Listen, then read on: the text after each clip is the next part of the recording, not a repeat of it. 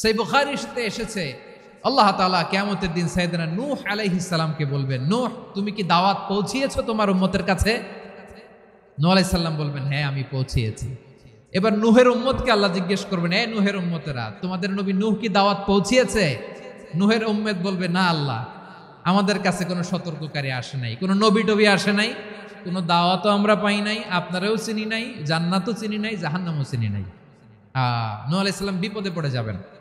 তখন আল্লাহ বলবেন, নূহ তুমি বললা পৌঁছিয়েছো, তোমার উম্মত বলে কিছু পায় নাই। নূহ তোমার কি কোনো সাক্ষী আছে?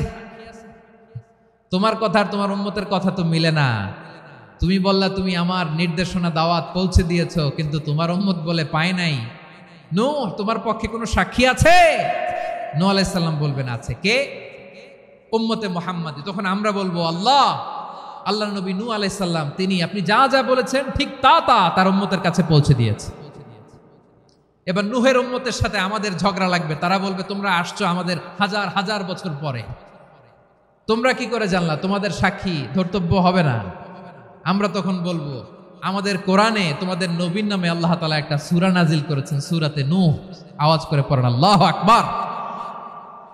আমরা বলবো, আমাদের কোরআনে তোমাদের নবীর কথা আল্লাহ আমাদেরকে জানিয়েছেন, দিন রাত এক করে তোমাদের কাছে তিনি দাওয়াত পৌঁছেছেন। তোমরা কানের মধ্যে হাত দিয়ে রাখতা, চেহারাটা কাপড় দিয়ে ঢেকে রাখতা, আল্লাহর নবী নূহকে পিটিয়ে ছালা দিয়ে পেঁচিয়ে তোমরা পাহাড়ে তুলে রেখে আসতা। সব আমরা জানি।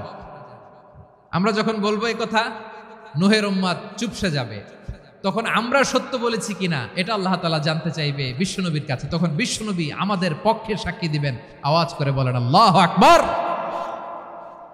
এজন্য আল্লাহ বলেন, নবী আপনি হচ্ছেন সাক্ষ্যদাতা, সব নবীদের উপর আপনি হবেন সাক্ষী, আবার আপনার উম্মতের সাক্ষীর উপর আপনি হবেন সাক্ষী।